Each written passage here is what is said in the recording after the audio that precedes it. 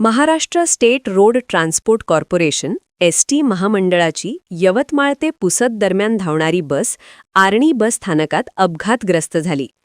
प्रवाशांना उतरवण्यासाठी बस स्थानकात थांबा घेत असताना अचानक बसचे ब्रेक निकामी झाल्याने बसने समोरील खांबाला जोरदार धडक दिली.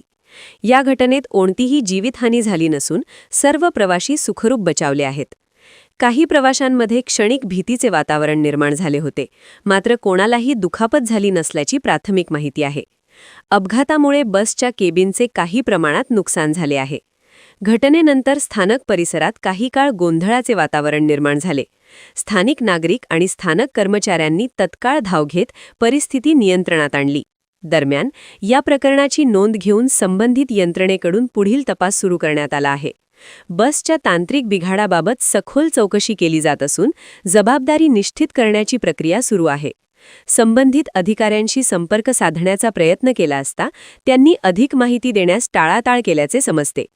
या घटनेमुळे एसटी बसांच्या देखभाल व तांत्रिक तपासणीबाबत प्रश्नचिन्ह निर्माण झाले असून प्रवाशांच्या सुरक्षिततेच्या दृष्टीने नियमित तपासणीची गरज अधोरेखित होत आहे.